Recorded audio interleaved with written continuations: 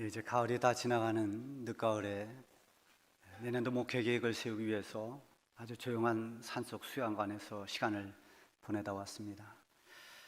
아주 오래전부터 연말이 가까워지면은 이제 다음 해 목회 계획을 세우기 위해서 기대 반 또 여러 가지 무거운 마음 반 이렇게 해서 늘 내년도 목회 계획을 세우곤 합니다. 교회 규모가 아주 작았을 때는 이런 목회 계획이 그다지 어렵지를 않고 어떤 조직이 되었든 또 누가 일꾼이 되었든 또 어떤 목회 계획에 의해서 어떤 일들을 진행해 나가든 큰 어려움이 없었습니다. 조직이 어떻게 됐든 간에 그것이 크질 않기 때문에 또 사람을 세우는 일도 몇 사람 되지 않아서 뻔하기 때문에 그냥 그러려니 하고 또 계획대로 잘 가는데, 우리 교회가 점점 성장하고 우리 성도들의 수가 점점 많아지면서 목회 계획을 세우는 일이 그렇게 만만하지를 않습니다. 여러 가지 구역이나 기관이나 조직에 여러 요구들이 있고 생각들이 다 다르고, 이렇게 해서 계획을 세워도 그 계획대로 실행하기가 그렇게 쉽지만 않습니다. 이렇게 된 데는 두 가지 원인이 있다고 보고 있어요. 하나는 이 사회가, 이 시대가 굉장히 많은 변화를 가져왔습니다. 가치관이 달라지고 이 시대의 어떤 문화도 벌써 달라졌고요. 또 세대 간의 이런 격차도 굉장히 많이 납니다. 그래서 기성세대들과 다음 세대들 간의 이런 사고방식도 굉장히 다르고요. 이 사회의 이런 급변하는 변화에 따라서 교회도 역시 이 교회가 가지고 있는 여러 가지 다양하고 복잡한 그런 어떤 구조를 가지고 있습니다. 하나는 바로 그런 것 때문에 좀 어려움이 있고요. 또 하나는 과거에 비해서 이제 점점 우리 성도들의 순수한 어떤 순종과 헌신, 이런 순종 헌신도가 그래도 옛날에 비해서는 많이 떨어져 있습니다. 그럼에도 불구하고 이런 계획을 세워서 1년간을 또 가는 그런 어떤 기대도 있고 또 기쁨도 있고 또 무거운 그런 어떤 짐 같은 마음도 있습니다. 어쨌든 사람은 계획을 세웁니다. 목회 계획을 세우든 여러분들도 각자 나름대로의 어떤 삶의 계획을 다 세우며 살아갑니다. 근데 이 우리 그리스도인들이 세우는 계획이라고 하는 것은 완벽할 수가 없습니다.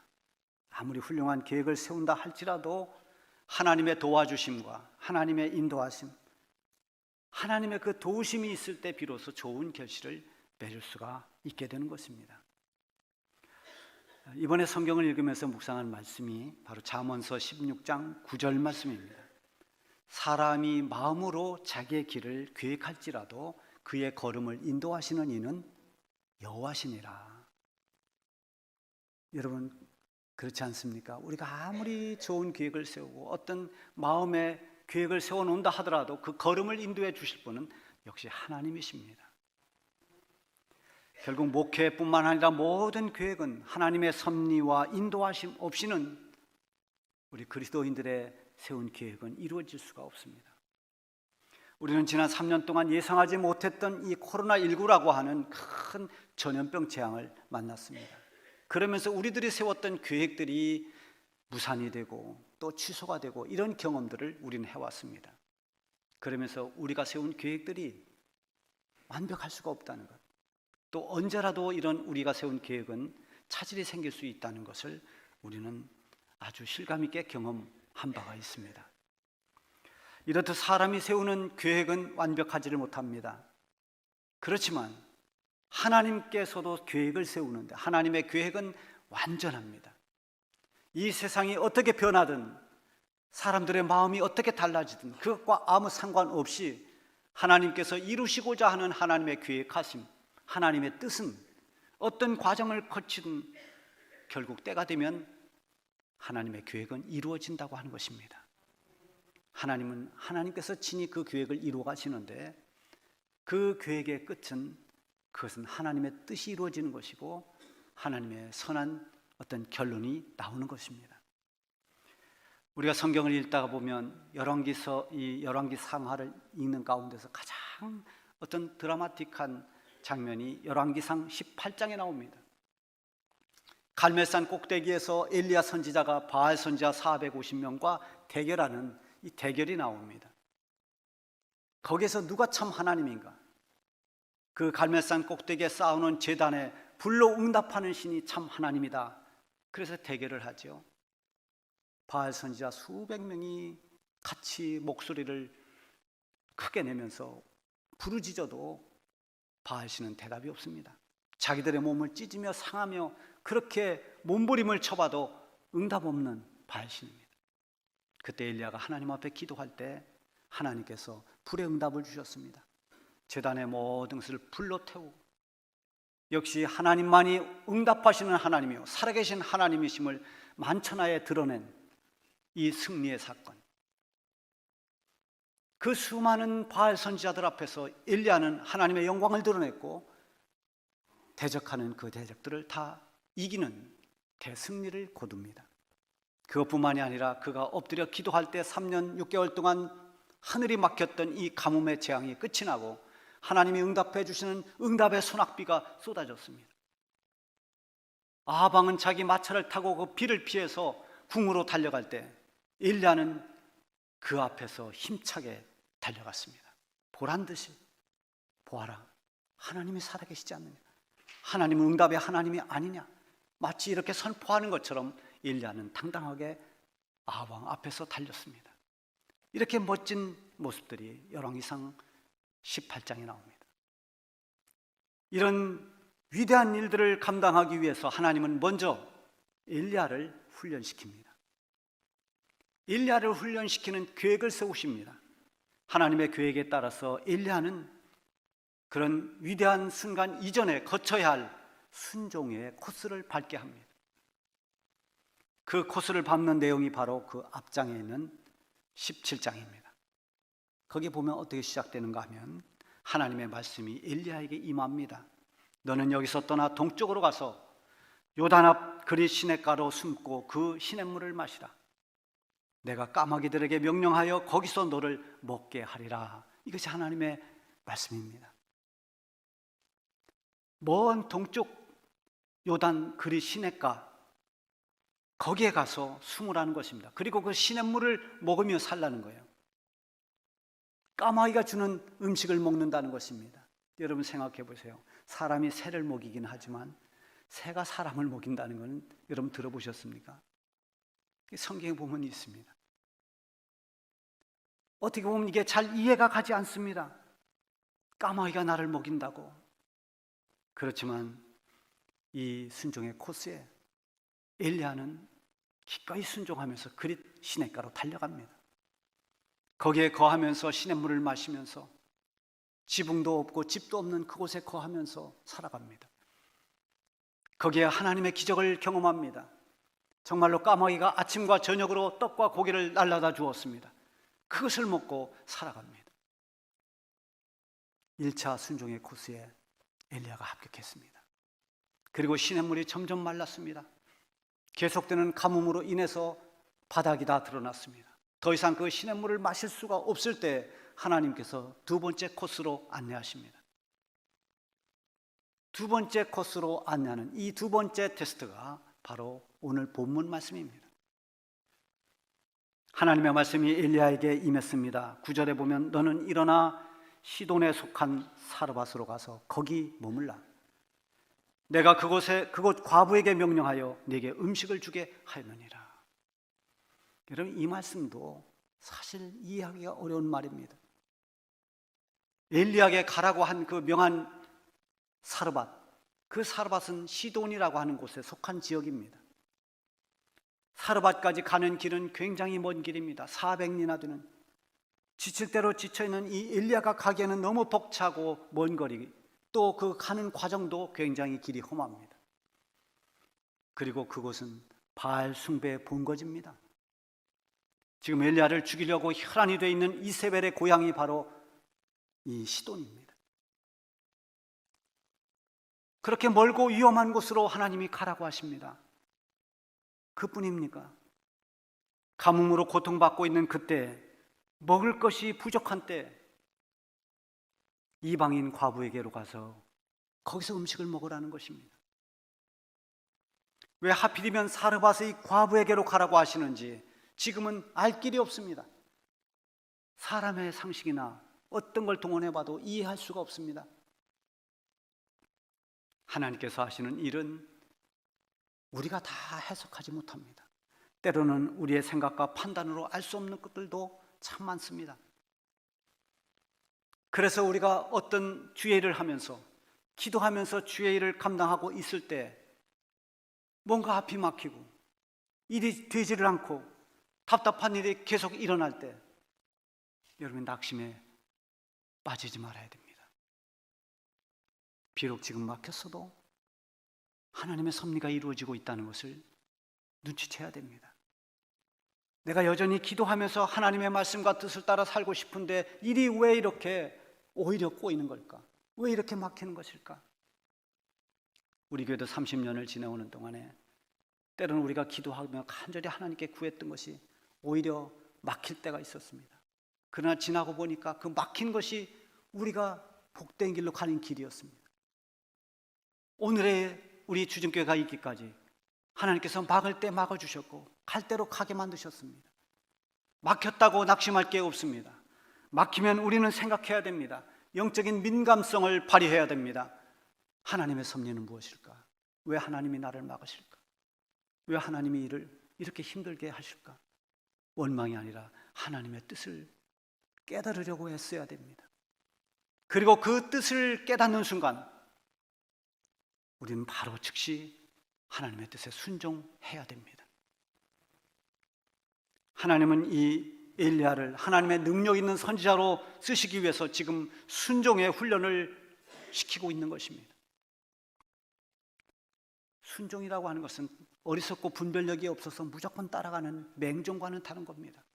힘든 줄 알지만, 내가 이 말씀에 순종하면 위험하다는 것도 알지만, 손해본다는 것도 알고 있지만, 그럼에도 불구하고 하나님을 신뢰하는 믿음에서 나오는 것, 그래서 모든 이런 어려운 상황들을 뛰어넘고 순종하는 이 순종이 우리가 하나님 앞에 해야 할 진정한 순종인 것입니다. 베드로도 이 과정을 거쳤습니다. 밤새 그물을 던져 보았지만 물고기 한 마리 잡히지 않습니다. 밤새도록 헛구무질을 했습니다. 그물을 끌어올리고 또 끌어올렸어도 고기가 잡히지 않습니다. 그는 알았습니다. 경험을 통해서 지금은 고기가 잡히지 않는 때다. 그래서 배에서 내려서 그물을 손질하고 있을 때 예수님이 말씀하십니다. 베드로야, 저 깊은 데로 가서 그물을 내려 고기를 잡아라. 상식에 맞지 않습니다. 지금까지 자기가 경험한 경험에 비추어 볼 때 맞지 않는 말입니다. 그럼에도 불구하고 베드로는 주님 말씀에 의지해서 제가 가겠습니다. 그물을 내렸더니 엄청난 고기가 잡혔습니다. 그 순종의 결과 고기가 그렇게 많이 잡혔다는 것보다 더 중요한 것은 그것을 통해서 베드로는 예수님의 제자가 되는 길을 가게 됩니다. 아브라함도 마찬가지입니다. 아브라함도 이 순종의 과정을 거쳤습니다. 사랑하는 독자를 모리아산에 가서 바치라 하나님 말씀하십니다. 너무나 가혹한 말씀입니다. 어떻게 사랑하는 하나밖에 없는 아들을 제물로 바쳐야 되는가? 아브라함은 그러나 하나님을 신뢰했습니다. 그래서 아침 일찍 일어나서 짐을 꾸려서 순종의 길을 떠납니다. 순종하기로 결단했을 때 얼마나 두려웠겠습니까? 얼마나 떨리고 아프고 힘들었을까요? 그러나 아브라함은 순종합니다. 아들이 묻습니다. 아버지, 땔감도 있고 불도 있고 다 있는데 재물은 어디 있습니까? 자기가 재물인 줄 모르고 물어보는 그 아들, 그 앞에서 아버지가 얼마나 그 마음이 무너지겠습니까? 아버지는 대답합니다. 하나님께서 친히 준비해 주실 것이란다. 아브라함의 믿음은 그대로 이루어졌습니다. 아브라함이 그렇게 순종한 결과는 아들과 함께 기쁨으로 다시 돌아오는 것이었고, 아브라함이 믿음의 조상이 되는 것이었습니다. 지금 엘리야가 수많은 바알 선지자들과 맞서야 되는 그 엄청난 일을 감당해낼 수 있는 선지자가 되기 이전에 말도 되지 않는 듯한 그런 하나님 말씀에 엘리야가 과연 순종할 수 있는가? 하나님 명령하신 그 말씀에 아멘하고 따를 수 있는가? 지금 이 위대한 엘리야, 불의 응답을 받고 비의 응답을 받았던 그 위대한 선지자 엘리야 선지자가 있기까지는 그렇게 능력 있는 일들만 있는 게 아니라 이렇게 어려운 과정, 순종의 훈련을 통과했다는 것을 우리는 간과해서는 안 되는 것입니다. 모든 위대한 하나님의 역사가 이루어지는 데는 누군가의 헌신이 있고 누군가의 순종이 있었습니다. 우리를 구원해 주시기 위해서 이 세상에 오셔서 십자가를 지신 우리 예수님에 대해서 빌립보서 2장 8절에서는 이렇게 기록하고 있습니다. 사람의 모양으로 나타나사 자기를 낮추시고 죽기까지 복종하셨으니 곧 십자가에 죽으심이라. 성자 하나님께서 그 하나님의 영광의 자리를 버리고 우리와 똑같은 인간의 몸을 입고 이 땅에 오셔서 십자가에 죽으신 것을 복종이라고 했습니다. 철저한 순종의 본을 주님이 보여주셨습니다. 10절에 보면 그가 일어나 사르밧으로 가서 엘리야가 즉시 일어나서 사르밧으로 갑니다. 그 먼 길을 떠납니다. 즉시 순종의 길로 갔습니다. 순종은 감동이 될 때 즉시 실천해야 됩니다. 여러분 기도하다 뭔가 감동이 됐을 때 하나님의 응답으로 여러분들 확신될 때 그것 가지고 머뭇거리면 안 됩니다. 시간을 지체하면 여러 가지가 복잡해집니다.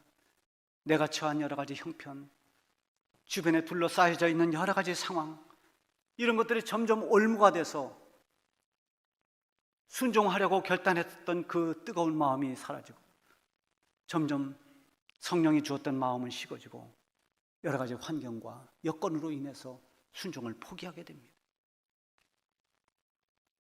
베드로가 나를 따라오라고 하신 그 주님의 말씀에 내가 좀 생각 좀 해보고 고민 좀 한 다음에 따르겠다고 하면 과연 그가 예수님을 따라갈 수 있었을까요? 배와 그물을 가지고 먹고 사는 어부입니다. 그런 그가 예수님 따라오라는 말씀에 배와 그물을 버리고 곧 예수님을 따라갔습니다. 그렇게 결단하며 따라갔기에 그가 예수님의 제자가 된 것입니다. 엘리야가 지체하지 않고 사르밧으로 간 것은 오직 순종의 모습을 보여주고 있는 것입니다. 사르밧으로 가면 거기에 성공하거나 좋고 신나는 일이 기다리고 있는 게 아닙니다. 오히려 거기에는 극심한 고난이 기다리고 있습니다. 그런 것과 상관이 없이 우선 하나님 말씀하신 그 말씀에 순종하기 위해서 그럼에도 불구하고 엘리야는 그 길을 떠난 것입니다. 비록 고난이 있어도 순종의 길을 가면 마음은 편안합니다. 그리고 그 끝은 감사로 영광을 돌리게 됩니다. 그러나 여러 가지 형편 때문에 내 사정 때문에 순종하지 못하게 되면 마음의 평강도 없고 시간이 지나면 지날수록 후회만 남게 됩니다. 더더욱 하나님 앞에 서게 될 땐 더더욱 그렇습니다. 제가 전도사 시절에 교회의 어떤 특별 프로그램이나 절기 프로그램을 담임 목사님이 저에게 짜라고 그걸 위임해 줬어요. 저는 예배 프로그램 짜는 걸 이렇게 좋아했습니다. 그래서 여러 가지 다양한 프로그램들을 짜보고 있는데요. 한 번도 특별 프로그램을 쭉 짜서 특별 예배를 드리려고 하는데요. 거기에 특송이 하나 들어갔습니다. 그래서 언젠가 여자 집사님이 복된 예수라고 하는 그 찬양을 부르는 걸 듣고 제가 굉장히 은혜를 받아가지고 그게 기억나서 그 집사님을 찾아갔습니다. 집사님, 제가 집사님 복된 예수라는 찬양 부를 때 은혜를 많이 받았습니다.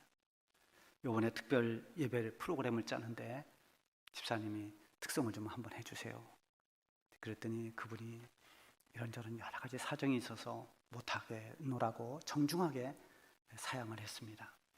그래서 제가 어쩔 수 없이 다른 분을 선택을 해서 특송을 했습니다. 그리고 몇 달이 지났습니다. 몇 달이 지났는지 한 1년이 지났는지 그 여집사님이 유방암 판정을 받게 됩니다. 그때만 해도 80년대 후반이니까요.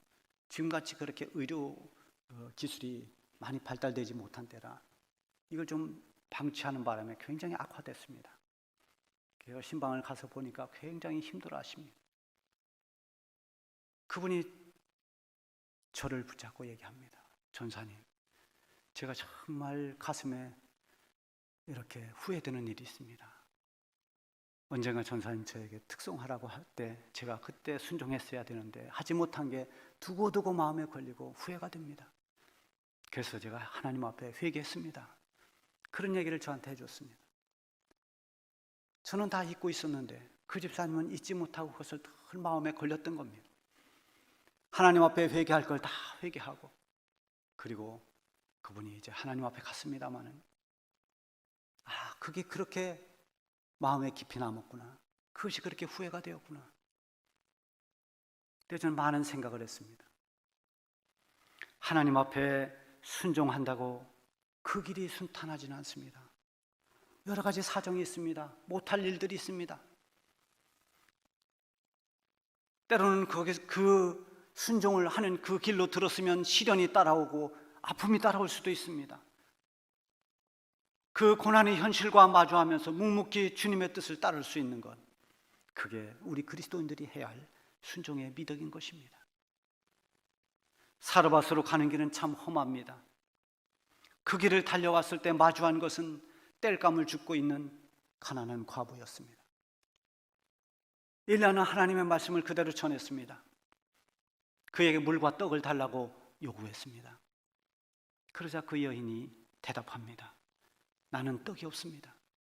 다만 나에게는 통에 가루 한 움큼, 그리고 병에 기름 조금 남았습니다. 내가 이 나뭇가지를 주워다가 마지막으로 떡을 만들어서 나와 내 아들이 먹고 이제 죽기를 기다려야 됩니다. 마지막 남은 떡 조금 만들어서 마지막으로 먹고 이젠 먹을 것이 없어서 죽기를 기다려야 하는 딱한 그 사정을 말합니다. 여러분, 이쯤 되면 엘리야가 아마도 마음이 무너질 것처럼 그렇게 괴로웠을 것입니다. 차마 더 이상 어떤 요구도 할 수 없고 말을 꺼내지 못하고 바닥에 주저앉아서 너무 가혹한 명령을 하신 하나님을 원망할 수도 있었을 것입니다. 그런데 13절을 보세요. 엘리야가 그에게 이르되 두려워하지 말고 가서 네 말대로 하려니와 먼저 그것으로 나를 위하여 작은 떡 한 개를 만들어 내게로 가져오고 그 후에 너와 네 아들을 위하여 만들라. 여러분, 이 말이 이성적으로 이해가 됩니까? 우리 현대 사회는 자기는 의로운 삶을 살지 못하면서도 의로움을 외치는 사람들은 굉장히 많습니다. 남을 비판하고 정죄하는 일은 얼마나 잘하는지 모릅니다. 만약에 이런 일이 지금 사회에 있었다면, 이런 일이 만약에 어떤 기사화 됐다면 얼마나 악평이 거기에 댓글이 달렸을 거예요. 상상을 초월할 것입니다. 설사 그것이 하나님의 명령이라 할지라도 하나님까지도 공격의 대상이 될 것입니다. 그런 하나님은 나는 믿지 않는다. 그게 무슨 하나님이냐?